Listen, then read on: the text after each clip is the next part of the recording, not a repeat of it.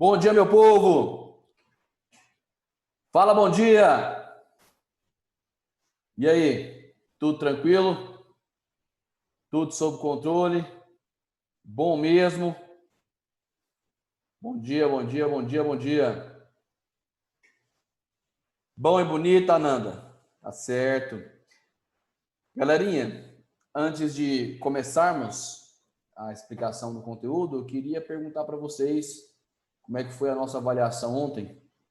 Quem acha que foi fácil, me dá um joinha. Quem acha que foi difícil, manda uma palminha. O que vocês acharam aí da prova de ontem? Ó, minha tela aqui encheu de joinha. O chat também, joinha, joinha, joinha, que bom. Significa então que vocês aprenderam a matéria, é o que é mais importante. Que bom, Thiago, fico feliz em saber. E esse assunto é muito importante, inclusive para o Enem, beleza? Bom, finalizado então essa parte de avaliação, a gente vai continuar o nosso estudo da ditadura militar brasileira. Segundo as minhas anotações, já vimos o governo Castelo Branco e o governo Costa e Silva. Inclusive, a nossa última aula foi sobre a questão das músicas da ditadura, né? Mostrei músicas de protesto, canções de protesto, que se posicionaram contra o regime militar, e também mostrei músicas alienantes, como, por exemplo, da Jovem Guarda, né? A música lá do Talarico, do Roberto Carlos. E hoje vamos falar sobre o terceiro presidente do regime militar, o general Emílio Garrastazu Médici, o mais repressor de todos. Beleza? Confere aí com as anotações de vocês, gente. É isso mesmo? Falamos sobre Castelo Branco, Costa e Silva. Confere aí. Emily, já assisti esse documentário, viu? Guerras do Brasil. São 5 episódios de 30 minutinhos. Excelente. Excelente mesmo. Pessoal que está acompanhando pelo chat aí, ó, leu o comentário da Emily. Esse documentário Netflix, na verdade, é uma série de 5 documentários, cada um com meia horinha, 30 minutos cada um só. Falando sobre episódios conflituosos na história do Brasil. Eles abordam conflito com os indígenas, questão carcerária, Revolução de 30, Guerra do Paraguai, só temas excelentes relacionados a conflitos ao longo da história do Brasil. Chama Guerras do Brasil, o nome do documentário. É um documentário da própria Netflix, tá? Feito, inclusive, por historiadores, ou seja, tem bastante credibilidade. Guerras do Brasil. Valeu pela indicação, viu, Emily? E parabéns por ter assistido. Pode ter certeza que vai ser útil, não só para a sua leitura de mundo, para o seu senso crítico, mas vai ser útil também até mesmo para o seu Enem. Certo? Bom, vocês falaram que confere, então vamos continuar o nosso estudo da ditadura militar brasileira a partir do governo Médici. Colocou suas irmãs para ver também, Emily? Que idade que tem suas irmãs? Não são criancinhas não, né? Pelo amor de Deus. Ai, ai. Lembrando, gente, que esse material de ditadura vocês já têm ele, tá? Ainda estamos no mesmo material, não mudou. O material já foi disponibilizado para vocês. Alguém confere para mim, eu cheguei a comentar sobre essa questão da pena de morte. Cheguei ou não?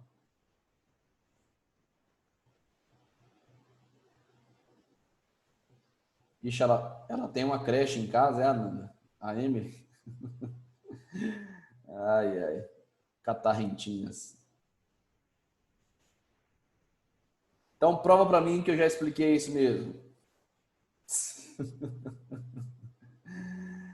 Gente, quando o general Costa e Silva se afastou da presidência, foi por motivo de saúde, ele teve uma trombose cerebral, ele se afastou no começo do ano de 1969, ele só estava 2 anos no poder só, deveria assumir o vice.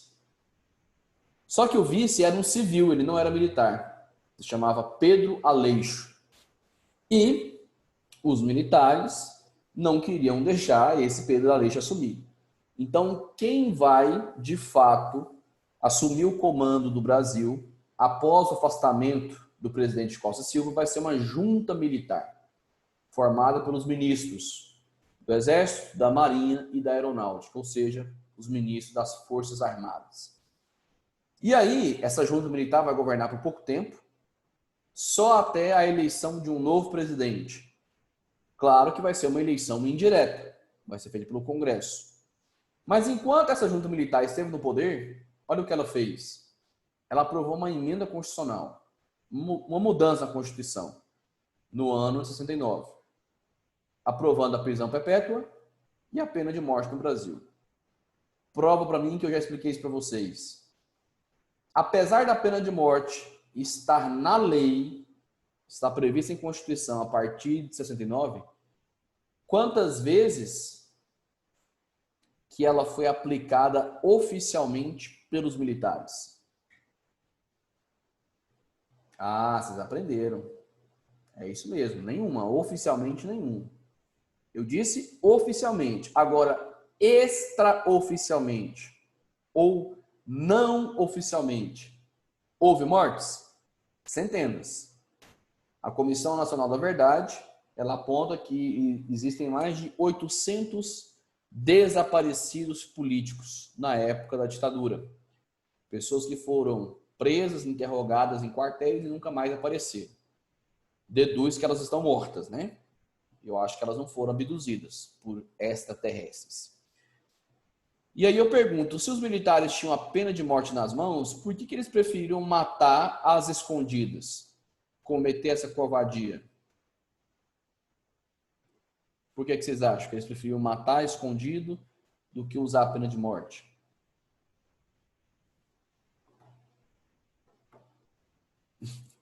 O vocabulário da Ananda é maravilhoso, né? Para não dar ibope, né?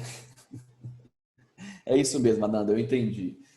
Porque se eles aplicassem a pena de morte Acabar com oficialmente... burocracia, professor, é rápido e fácil, assim. Isso, exatamente. Se eles tivessem aplicado a pena de morte oficialmente, a sociedade ia tomar conhecimento e isso ia gerar mais revolta, mais oposição ao regime. Então eles preferiam matar nos porões dos quartéis, de maneira covarde. Bom, como eu disse, em 69 haverá uma eleição indireta para presidente. Em uma eleição indireta, quem escolheu o presidente era o Congresso. E o Congresso vai eleger outro militar da linha dura, daquela ala mais extremista do Exército, lembra?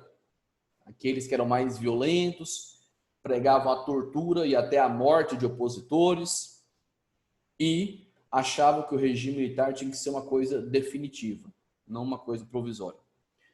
Estou falando desse cara aqui, o general Emílio Garrastazu Médici, que tem uma ascendência italiana.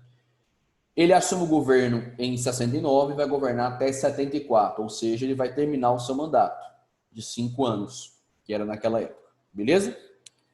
Dentro da nossa didática dos dedinhos, aquela didática ridícula, como é que foi o gesto do Castelo Branco mesmo, o primeiro presidente? Foi um joinha, né? Por quê? Foi um governo relativamente tranquilo. Foi ali uma transição da democracia para a ditadura, certo? E ele era da ala mais moderada do exército. Inclusive tinha o seu nome, os castelistas. Aí veio o Costa e Silva, 1, 2. Fizemos esse gesto para ele, né? Por quê? Isso aqui lembra uma arma. Costa e Silva era da linha dura. A repressão começou para valer. O pau quebrou. Tanto é que foi no governo Costa e Silva que foi decretado o AI-5, que a gente estudou, o ato institucional mais repressor de todo o regime militar. O terceiro vai ser esse aqui, o general Médici. Ele vai ficar com o dedo médio. Existem duas formas de usar esse dedo médio, né? Uma forma mais educadinha. É só você olhar. O dedo médio, ele é o mais alto da mão. Tá vendo aí? Significa, então, que no governo Médici, que é esse terceiro, a ditadura viveu o seu auge, viveu o seu apogeu, o seu ápice. em todos os sentidos, tanto na esfera econômica como na esfera da repressão. Então, Médici, 1, 2, 3, o terceiro presidente do regime militar, ele ficou com o dedo médio, não até fácil lembrar, né? Médici, dedo médio, porque ele governou o Brasil durante o auge da ditadura, tanto no sentido econômico como no sentido de repressão. Agora tem uma maneira mais assim, mais obscena ou menos educada de usar o dedo médio para ele, né? Seria mais ou menos esse aqui, né? Coloquei lá para trás só para não ser deselegante com vocês.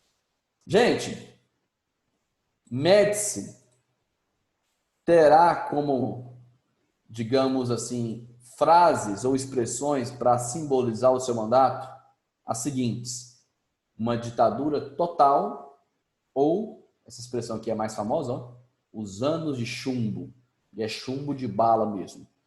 Deu para você perceber que será o governo mais violento, mais repressor de toda a ditadura. Não é à toa que ele era da linha dura. Vamos usar de novo aquela terceira lei de Newton aqui nas nossas aulas? Pode ser? Vocês lembram que eu já tinha usado esse raciocínio? Qual que é a terceira lei de Newton mesmo? Alguém me lembra, por favor?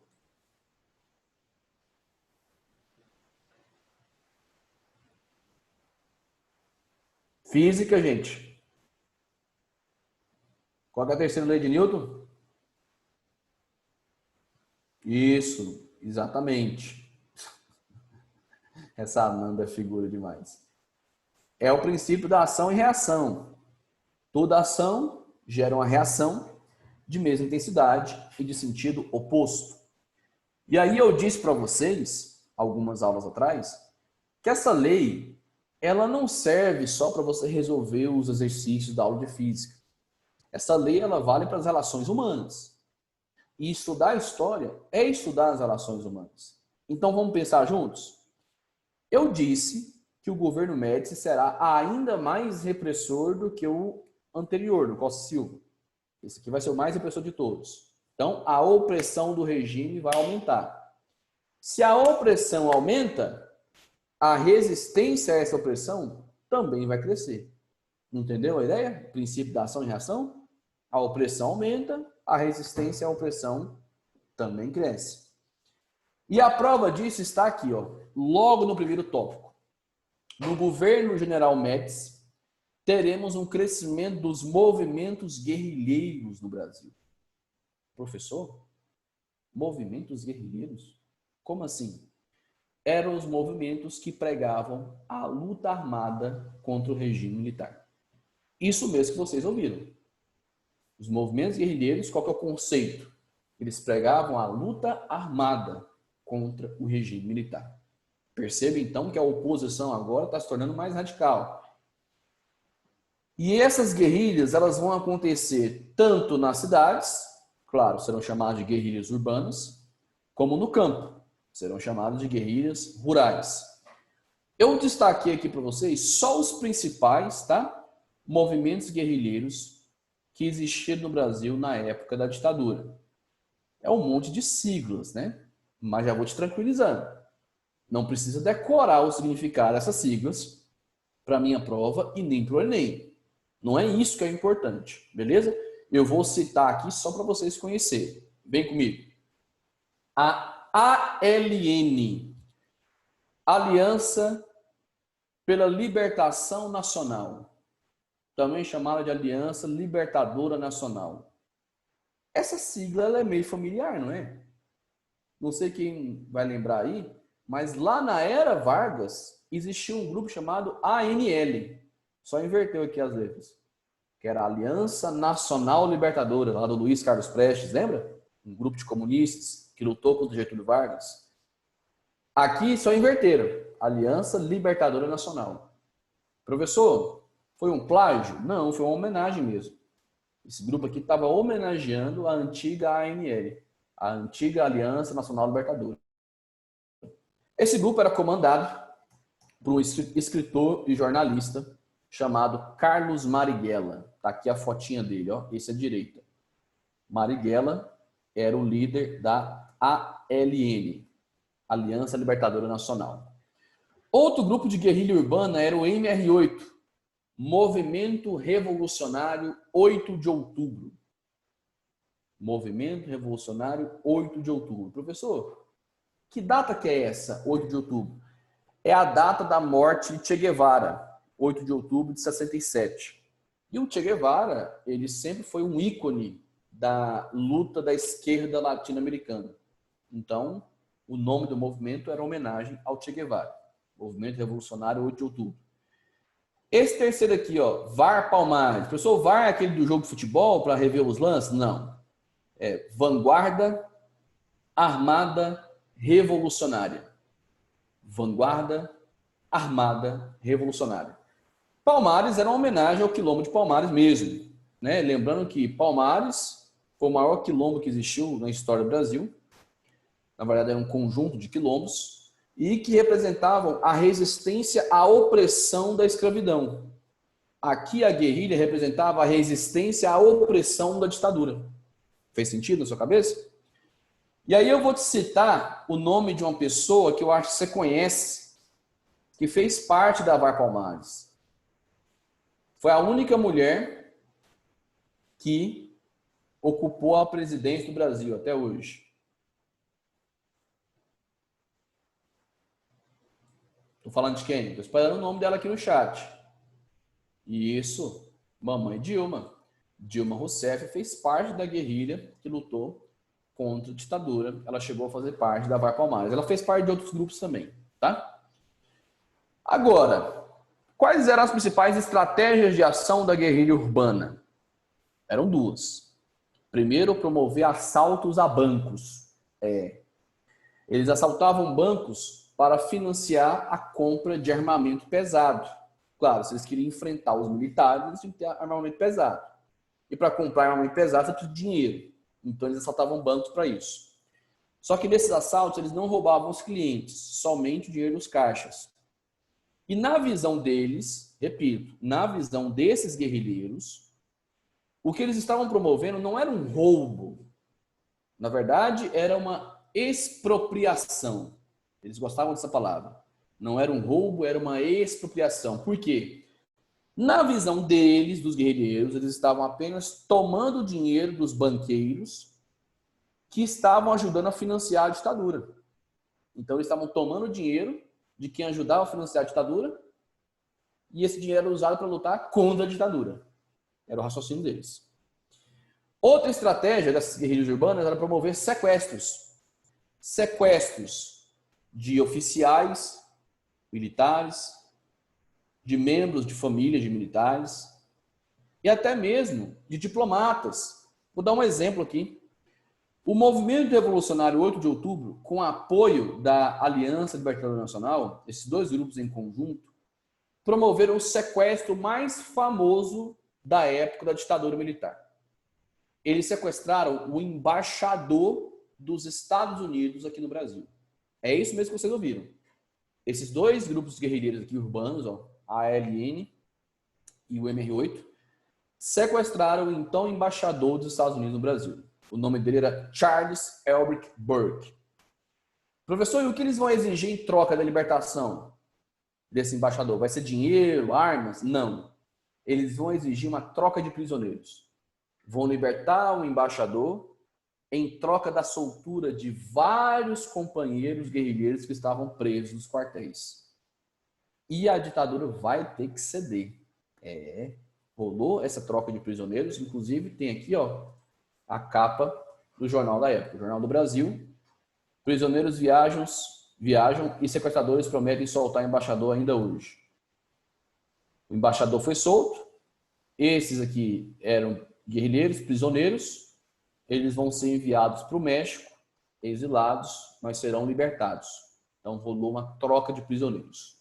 Lembrando, então, as principais ações das guerrilhas urbanas durante a ditadura: promover assaltos a bancos e também promover sequestros de autoridades. Só que nós tivemos também... Espera aí que me perguntaram uma coisa aqui. Professor, qual é o MR8 mesmo? Movimento Revolucionário 8 de Outubro. Eles eram espertos, né? Só que nós tivemos também, gente, guerrilhas no campo. Serão chamados de movimentos guerrilheiros rurais. Destaquei aqui duas. A Vanguarda Popular Revolucionária e a guerrilha do Partido Comunista do Brasil. Essa primeira, Vanguarda Popular Revolucionária, era comandada por esse cara aqui, ó, Carlos Lamarca. Os dois eram Carlos, tá? Carlos Lamarca, Carlos Marighella. O Carlos Lamarca era um ex-capitão do Exército Brasileiro. É isso mesmo, você ouviu. Lamarca era um ex-capitão do Exército Brasileiro que vai desertar. Desertar significa abandonar o exército e vai aderir à guerrilha contra a ditadura. Isso serve para tirar um estigma da nossa cabeça. O aluno e a aluna geralmente costuma enxergar as coisas de uma maneira assim, vamos colocar, muito totalizante, né? Generalizar as coisas. Ah, todos os militares naquela época eram a favor da ditadura. Se fosse uma alternativa, você marcaria verdadeiro ou falso? Todos os militares daquela época eram a favor da ditadura. Verdadeiro ou falso? O que você marcaria nessa alternativa? Bora, participa comigo. Falso, né, gente? Falso. A maioria era a favor, sim. Mas falar todos está errado. Muitos eram contra. Desses que eram contra, alguns ficavam calados, né? Não falavam nada. Mas outros se voltaram contra a ditadura. Foram poucos, mas ocorreram esses casos. E o mais famoso é desse ex-capitão do Exército, Carlos Lamarca. Ele era comunista, era totalmente contra a ditadura, não concordava com a ditadura. Então ele vai abandonar o Exército Brasileiro e vai fazer parte dessa guerrilha aqui que eu acabei de mencionar para vocês. A VPR, Vanguarda Popular Revolucionária, que vai atuar ali na região do Vale do Limeira, interior de São Paulo, tá? E uma curiosidade, isso aqui é massa. Quando o capitão Carlos Lamarca, ele tomou a decisão de abandonar o exército, sabe o que ele fez? Ele mandou os seus comandados, seus soldados, encherem uma Kombi de armamentos pesados, metralhadora, munição, granada, tudo.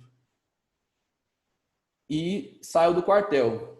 Aí, capitão, onde é que você vai levar? Não, vou transferir para outro quartel esse armamento. Aí ele pegou a Kombi e saiu do quartel, a Kombi cheia de arma. Nunca mais ele voltou para o exército. Ou seja, ele roubou o armamento do próprio exército para lutar contra a ditadura. O Carlos Lamarca.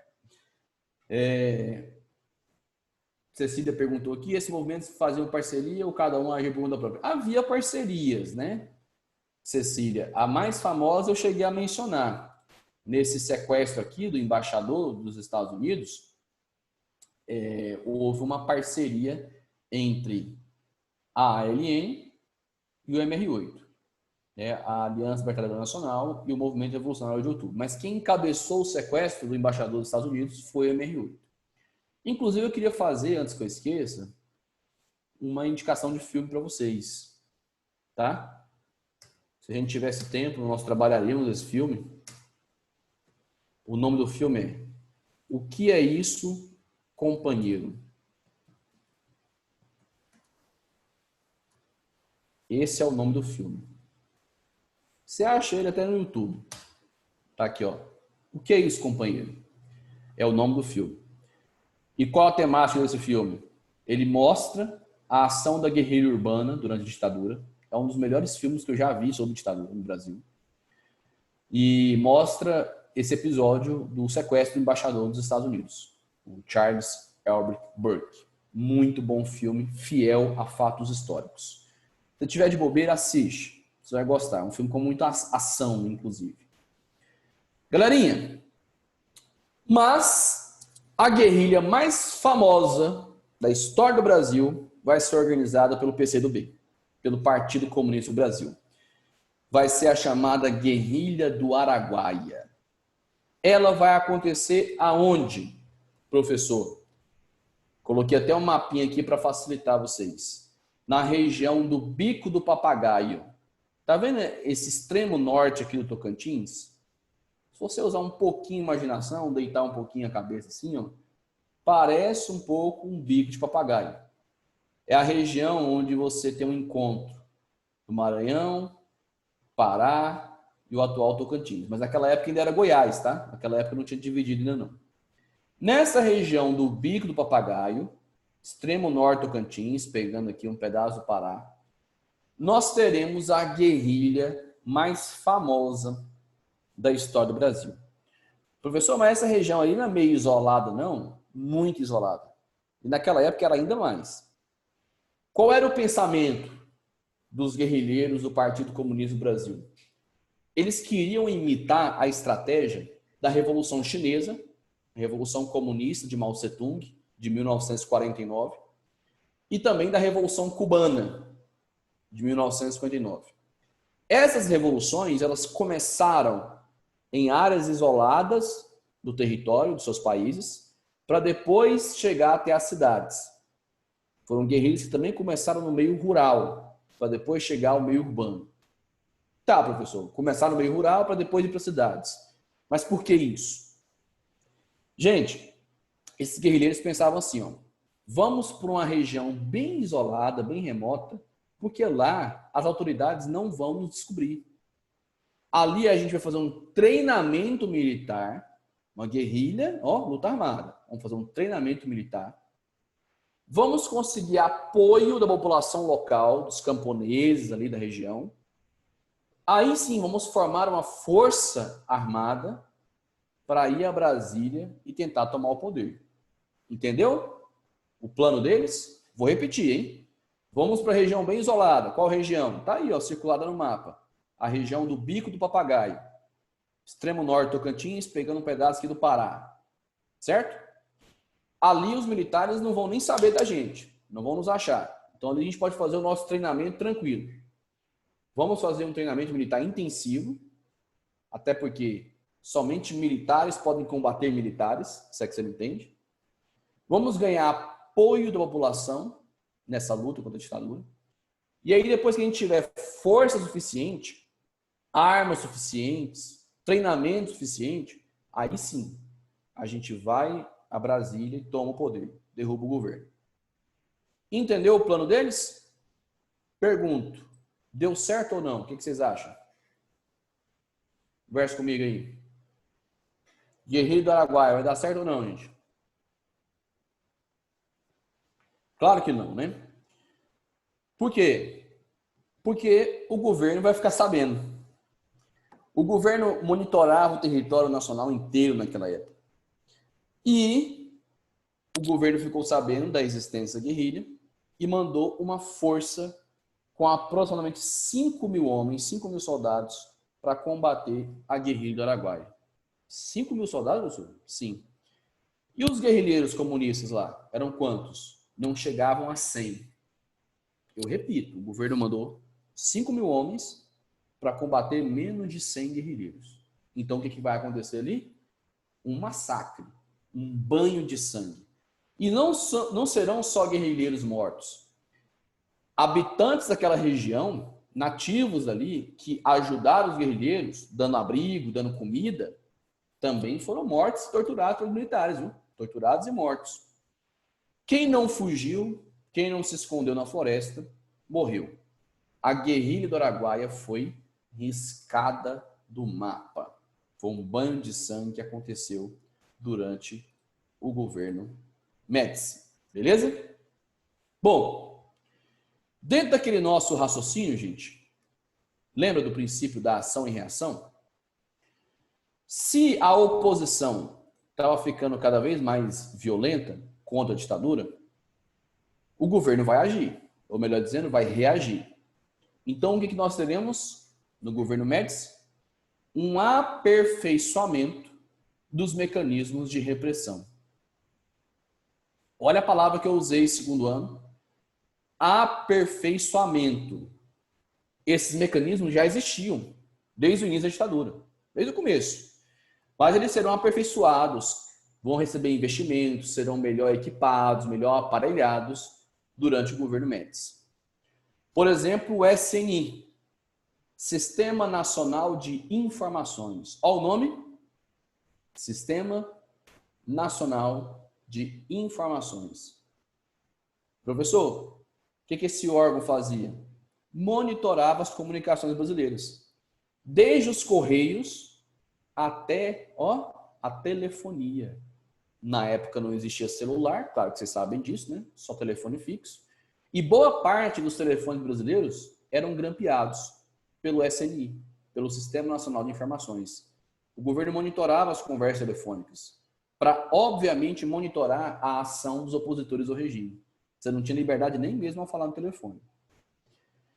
Outro órgão de repressão que foi aperfeiçoado, não foi criado, tá? Foi aperfeiçoado no governo Médici. O DOPS, Departamento de Ordem Política e Social. Repito o significado da sigla, que você não precisa decorar, tá? Não vai cair isso na prova nem no Enem.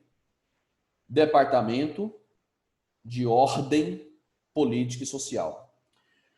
Os agentes do DOPS, eles monitoravam a população civil, principalmente os estudantes e os professores. Esses agentes do DOPS atuavam, sobretudo, nas universidades brasileiras. Eles andavam à paisana, ou seja, disfarçados. Eles não andavam vestidos de militares. E eles também não tinham um crachá. Sou do DOPS, cuidado, estou de olho em você. Não, eles vestiam de maneira normal. E aí eles entravam nas universidades para monitorar o que os estudantes estavam fazendo, planejando. Estão organizando uma passeata, uma manifestação contra o governo. O DOPS ficava de olho nisso. E também ficava de olho no que os professores estavam falando em sala de aula. Os agentes do DOPS entravam nas salas das universidades, assistiam às aulas para monitorar, fiscalizar os professores, para ver se eles estavam falando mal do governo, criticando a ditadura. E aí, professor, se algum docente fizesse isso, se algum professor criticasse o governo em sala de aula e tivesse um agente do DOPS ali, o que acontecia? Aquele professor era denunciado e ele poderia perder o seu emprego, ser demitido, mesmo se fosse um cargo público, poderia ser aposentado de maneira compulsória, ou seja, obrigado a se aposentar, para não poder dar aula mais, ou ainda poderia ser preso, dependendo do que ele falava em sala de aula. Então não havia liberdade de expressão, nem mesmo no ambiente de sala de aula, nem mesmo no ambiente universitário. Os agentes do DOPS estavam ali de olho nos alunos e nos professores. E o último aqui, o DOI-CODE, a sigla é bem grande, tá? Não precisa decorar, repito, vou falar a sigla, mas o mais importante é o seu significado. Aliás, a sua atuação. Destacamento de Operações Internas, Comando de Operações de Defesa Interna. Vou repetir. Destacamento de Operações Internas, Comando de Operações de Defesa Interna. Você percebeu que repetiu a palavra interna? Operações internas, operações de defesa interna. Percebeu isso? Por quê? Na visão dos militares, o Brasil nessa época estava vivendo uma guerra. Sim, uma guerra. Só que não era uma guerra contra outro país. Era uma guerra interna. E que guerra que era essa? Do regime contra os opositores. Da ditadura contra os subversivos. Ou seja, aqueles que contestavam ela, principalmente os comunistas. E o DOI-CODE, ele tinha como a sua principal função monitorar os grupos que lutavam contra a ditadura, sobretudo os movimentos guerrilheiros. O DOI-CODE era o principal órgão responsável pela prisão e pela tortura de opositores do regime. Era o agente, aliás, a agência especialista em tortura da ditadura era o DOI-CODE. Beleza? Então, galera, duas características nós vimos hoje do governo Médici. Primeiro, crescimento dos movimentos guerrilheiros. O que foram eles? Aqueles que pregaram a luta armada contra o regime. Tivemos guerrilhas nas cidades, as urbanas, e no campo, as rurais. A mais importante é a guerrilha do Araguaia, que aconteceu lá na região do Bico do Papagaio, que eu mostrei no mapa para vocês. Os principais guerrilheiros que lutaram contra a ditadura, Lamarca e Marighella, ambos foram mortos pelo regime militar, em emboscadas, tá? O Lamarca foi pego lá no interior da Bahia e o Marighella na cidade de São Paulo mesmo. Foram mortos a tiros pelos militares. E comentamos que no governo Médici haverá um aperfeiçoamento. Não foi criação, foi aperfeiçoamento dos mecanismos de repressão. O Sistema Nacional de Informações, que monitorava as comunicações, correios, telefonia. O DOPS, Departamento de Ordem Política e Social, que monitorava principalmente os estudantes e professores. E o DOI-CODE, responsável por monitorar os guerrilheiros e também por fazer as práticas de tortura do regime. Ok? Galerinha, até aqui, todo mundo conseguiu sacar? Dá um joinha se vocês entenderam a explicação de hoje, por favor. A Ananda fez um comentário aqui, estudei ditadura no meu 9º ano. Sim, se estuda mesmo. Meu professor mostrou pra gente que as funções das escolas eram diferentes para o som se espalhar mais para os guardas ouvirem bem o que os professores estavam falando. Sim, é verdade. A Emily disse, eu fico pensando como deixar isso acontecer, como esse tipo de coisa ainda se repete no mundo, me deixa com raiva e triste ao mesmo tempo. Ô Emily, eu compartilho desse sentimento seu. Concordo com o que você falou também, ô Samuel. A gente repetindo os mesmos erros. A população brasileira, uma parte considerável dela, que é a volta da ditadura e nem sabe o que é a ditadura. Não sabe que na ditadura você não pode nem mesmo denunciar um caso de corrupção, quanto mais combatê-la. Ah, na ditadura não tinha corrupção. Tinha, e eu vou comentar os casos de corrupção que ocorreram. Só que esses casos eram censurados, não podia nem passar no jornal. Então as pessoas ficam na ilusão. Ah, porque os militares, eles compõem um grupo de seres humanos que são perfeitos, da moral, da ética. Gente, existem pessoas que não prestam em todas as instituições. Dentro da igreja, dentro do exército, dentro da polícia, dentro da escola, dentro da sua família. Então, pensar na instituição como um todo é babaquice. Né? Então, eu compartilho o sentimento de vocês. Faltaram aulas de história para esse povo, né? É verdade. Bom, gente, nosso tempo esgotou. Obrigado pela presença, obrigado pela participação, viu? Adorei os comentários de vocês hoje aí. E anota para mim, eu continuo a partir do milagre econômico do governo Médici. Tá certo? Sexta-feira a gente continua falando dele. Beijo, abraço, fiquem com Deus, galera. Tchau, tchau. Fala tchau.